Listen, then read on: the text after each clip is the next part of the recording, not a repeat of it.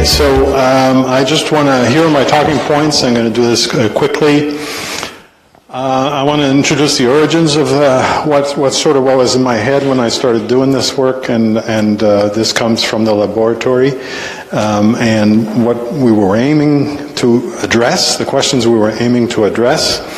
And then I'll talk about the performance, all the performance science we've done behind that, which sort of where it comes from and where it's going, and the science that we have behind that, and the ongoing developments, and hopefully be able to talk about this, how it all fits in neuro-optometry. Sorry, I have to do that. I have to go out and go back in. So my videos won't be able to be shown.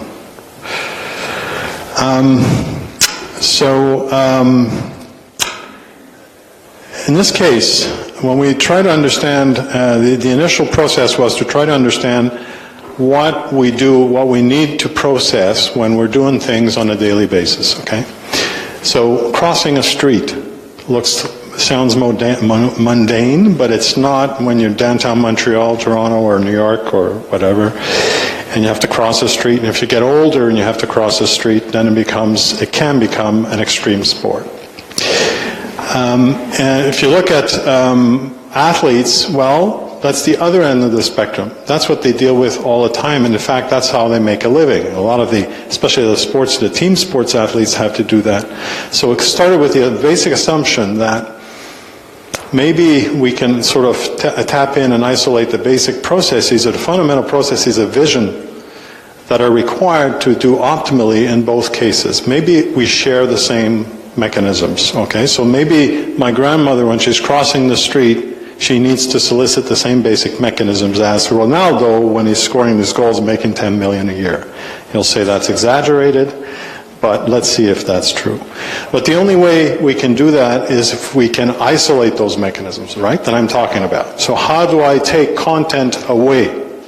Because if I'm looking at high-performance sports, obviously there's a lot of knowledge about the game, a lot of knowledge about ball movement, there's a lot of knowledge about all sorts of things. So you have to sort of remove that, get that content away to be able to determine whether this basic visual processing that's making a difference. And we have to do the same thing with crowds. So if obviously we're all experts at crossing streets, if we're not, we wouldn't be here because we would not have survived. We have to be experts about body movements and how other people move, so on, because we recognize body movements and so forth. So the idea was to sort of isolate this. And if we can isolate this, then the next question is the brain plastic to it? Can we improve on it? So that's the next step. Another step is to determine, well, so I can improve on almost anything if I practice it enough. So the next question is really, does it relate to the performance that we're interested in? So does it relate to driving? Does it relate to sports performance and ability? And then the final question is, does it transfer? So if I train on it and I get better, whoop-de-doo. But does it make a difference in what I want the difference, where I want the difference? In other words, do I become a better driver? Do I make better decisions when I play soccer? Do I make better decisions when I drive the car or cross the street? Which are things that we're interested in, right? Making people better at this.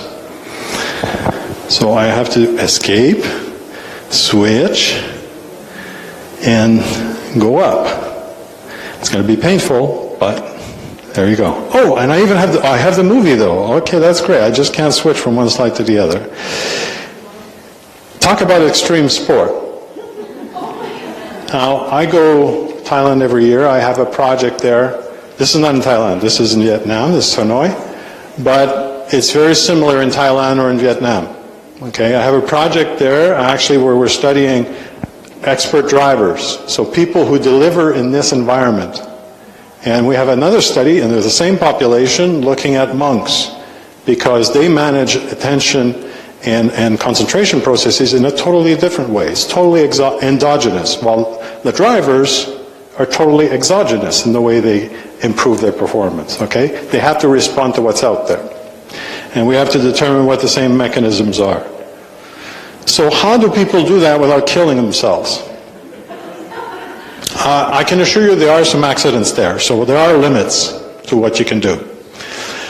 I don't have to explain to this crowd. Actually, it's kind of nice to talk to this crowd because I don't have to explain what vision is for the most part.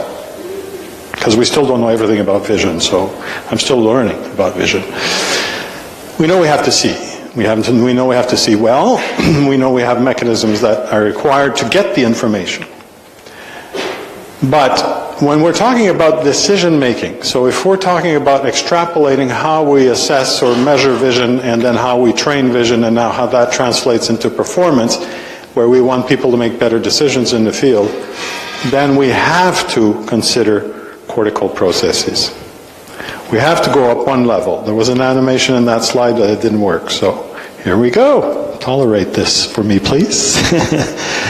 Okay, so let's go right into the NeuroTracker principles.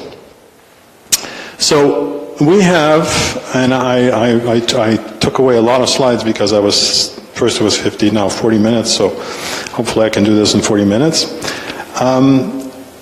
So we work with immersive environments to simulate the real environments. Now, immersive environments have their issues. There are issues with virtual reality and immersion because it's not the real thing. But it's the only way we can sort of get as close as we can in dangerous situations without putting people in danger. But we started with those, and then we started eliminating the content. Remember the initial point.